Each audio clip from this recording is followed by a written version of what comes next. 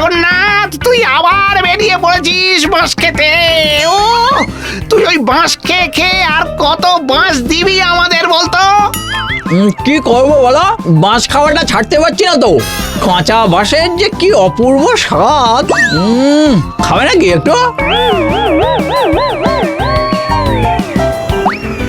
হায় হায় হায় হায় হায় হায়, মেয়ের বিয়ের নিমন্ত্রণ পত্র উড়ে গিয়ে পড়লো তো পর তোর পায়ের কাছেই পড়লো। মেয়ের বিয়েটা ভেস্তে গেল বোধহয়, এবার ভেস্তে গেল। তোমরা এরকম ভাবে বলো কেন? এরকম ভাবে বলি কেন জানিস না? যে কজন তোর মুখ দেখে জগা, প্রত্যেকে বাঁশ খায়, বাঁশ বাঁশ। এবারে গ্রামেতে চাষে ভালো ফলন হলো না, কারণ তুই বাঁশ খেয়ে খেয়ে রোজ মুখ দেখাতিস। আরে সে তো পোকা লেগে গেছিল বলে শস্যতে ভালো ফলন হয়নি। সেটা তো তোর জন্যই লেগেছিল। কি ভালো পাত্র পেয়েছিলাম গো, কি ভালো পাত্র, কত বড় সংস্থার মালিক। আমার মেয়েটার কি হবে কে জানে। যদি বিয়ে ভাঙে জগা, দেখিস আমি তোর কি করি, তোকে আমি গ্রাম ছাড়া করে ছাড়বো। আমাকে নেমন্তন্ন করলে না তো, শুধু গ্রাম থেকে তাড়ানোর হুমকি?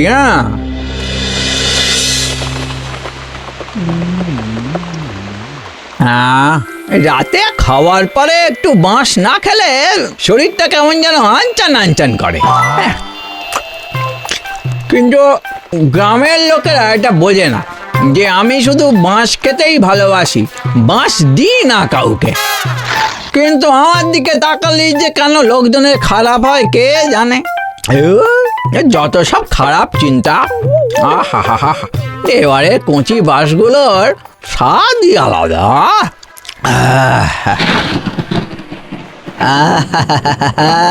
জল ভরা বাঁশ, জল ভরা সন্দেশের চেয়ে কিছু কম নয়। এইটা যদি বাকিরা বুঝতো।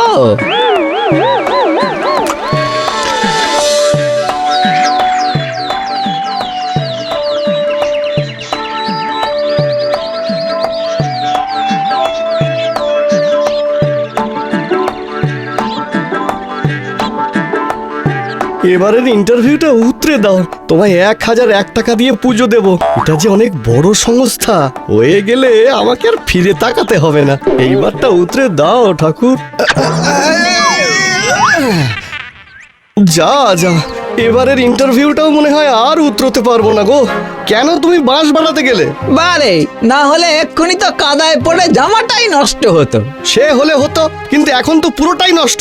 তাও শুধু তোমাকে দেখলে তাও একটা চান্স ছিল ইন্টারভিউতে। এখন তো তোমার খাওয়া বাঁশ ছুঁয়েও ফেলেছি। জগদা, যদি আবার ইন্টারভিউতে না হয় তাহলে তোমার কপালে দুঃখ আছে, এই বলে রাখলুম। নিজে কিছু পড়াশোনা করবে না, আর চাকরি না হলেও আমার ওপরেই দোষ চাপাবে।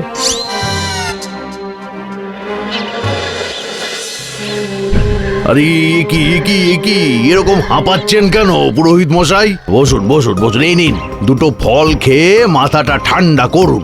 সব ফল বিফলে গেছে মশাই। মেয়েটার পাকা বিয়ে পাকাপাকি ভাবে পাত্রপক্ষ মানা করে দিয়েছে। সব ভেঙে গিয়েছে, সব ভেঙেছে ওই জগার বাঁশ খাওয়া দেখার জন্য। কি বলছেন কি? এ তো সাংঘাতিক কাণ্ড। সাংঘাতিক বলে সাংঘাতিক। আমি এত ভালো ইন্টারভিউ দিয়ে এলাম একটা বড় সংস্থায়, ভাবলাম হয়ে যাবে, কিন্তু না, হলো না। কারণ ইন্টারভিউ দিতে যাওয়ার সময় ওই বাঁশ খেকো জগন্নাথের মুখ দেখেছিলাম, ব্যাস ওতেই খেল খতম। ভাবুন, শুধু আমার চাকরি নয়, ওই সংস্থাটাই নাকি উঠে যাচ্ছে ওই জায়গা থেকে। তাহলে এবার তো কিছু একটা ব্যবস্থা করতেই হবে।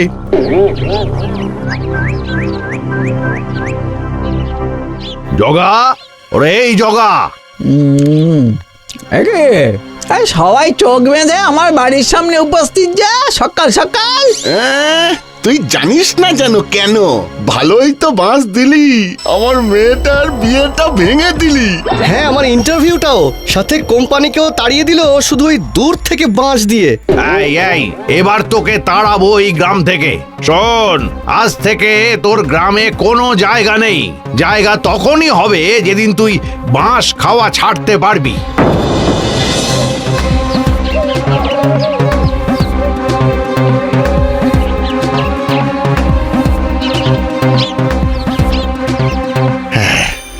যাক বাবা, আজ থেকে গ্রামটা বাঁশ খাওয়া থেকে মুক্তি পেল।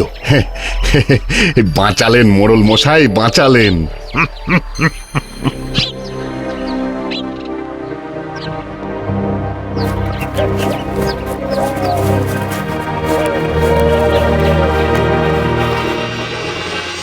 আগে 6 মাসেও প্রতিদিন 1 টাকা করে দিয়ে দ্বিগুণ টাকা পেলাম। এবার বলেছে তো 3 গুণ টাকা দেবে 2 দিন বাদেই। সত্যি রে, আজকাল কিসে এমন লাভ হয় বলতো? আমার কর্তা তো আবার কিছুটা জমি আগাম দিয়ে কিনে ফেলেছে। 3 গুণ টাকা পেলেই জমির বাকি টাকা দিয়ে দেবে বলেছে, জানিস? তোমাকে তো আগে দেখিনি এই গ্রামেতে। দেখবে কি করে, আমি তো অন্য গ্রামের লোক গো, সেখান থেকে তাড়িয়ে দিয়েছে। তাড়িয়ে দিয়েছে কেন? কি করেছো তুমি? কিছুই করিনি গো, কিন্তু লোকে বলে নাকি আমাকে দেখলেই লোকে বাঁশ খায়। মানে ওই কোনো কাজই ঠিকঠাক হয় না আর কি। মানে টানে আমিও জানি না বাপু, আসলে ওই অভ্যেস বলতে আমি সারাক্ষণ একটু বাঁশ খাই। তবে তুমি এক কাজ করো, আমাদের গ্রামেই থেকে যাও। আমাদের গ্রামে এসবের কিচ্ছু মানামানি নেই, আর তোমার রোজগারেরও চিন্তা নেই। এখানে একটা সংস্থা আছে, ওখানে প্রতিদিন 1 টাকা করে জমা দিলে 6 মাস পর পর 3 গুণ 4 গুণ করে টাকা পাবে। আমারও তো টাকার লোভ টোভ নেই, বরং আমি বুঝেছি সমাজে আমার বাস করতে আর ভালো লাগছে না। আমি এবার থেকে বাঁশ বাগানেই দিন রাত কাটাবো। আচ্ছা, এই তোমাদের গ্রামের বাঁশ বাগানটা কোন দিকে একটু বলবে? ওরে বাবা, সে তো ভয়ের জায়গা, কেউ যায় না ওদিকে। ওখানে নাকি গ্রামের লোক মাঝে মাঝেই ভূতের চিৎকার শুনেছে। মানুষই তো আমাকে অদ্ভুত মনে করে বাঁশ খাই বলে, তাই না হয় ভূতের সাথেই থেকে যাব বাঁশ বাগানে। তোমরা কোন রাস্তায় যাবো খালি বলে দাও। এই তো, এই ডান দিকের রাস্তা ধরে 2 মাইল গেলেই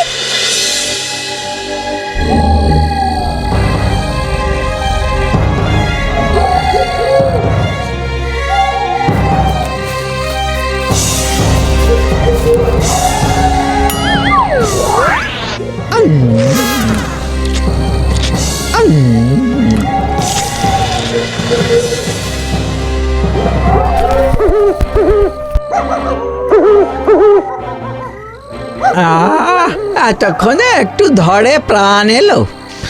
এবার একটু ঘুমোতে হবে, অনেক ধকল গেছে।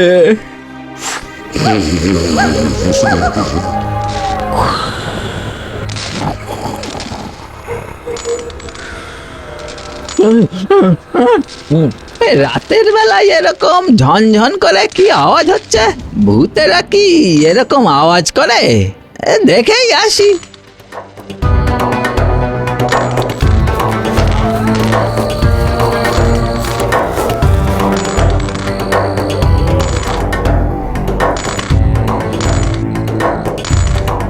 কিরে, গোনা হলো? আর কত দেরি? ভোর হওয়ার আগে এখান থেকে পালাতে হবে। এই তো হয়ে এসেছে। তবে এই গ্রাম থেকে এই কমাসে কিন্তু ভালোই ইনকাম হলো। স্কিমটা কেমন রেখেছি বল? প্রথমে দ্বিগুণ করে মানুষের ভরসা অর্জন করে তারপর 3 গুণের লোভ দেখিয়ে টাকা নিয়ে চম্পট দেওয়া।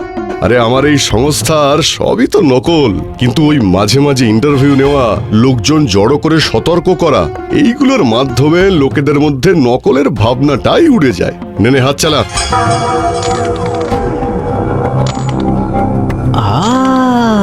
তার মানে এই ব্যাপার।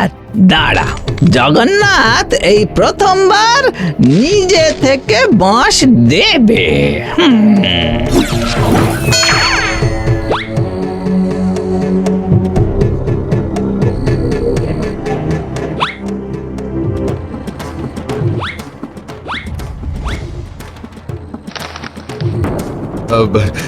ইয়ে না মানে, এসব তো তোমাদেরই টাকা, আমি তো শুধু গুছিয়ে রাখছিলাম।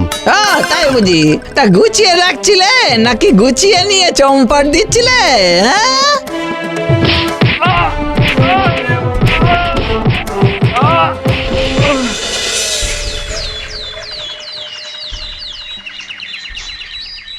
ওরে জগারে, ভাগ্যিস বিয়েটা ভেঙেছিল, না হলে ওই জালি সংস্থার মালিক আমার জামাই হতো।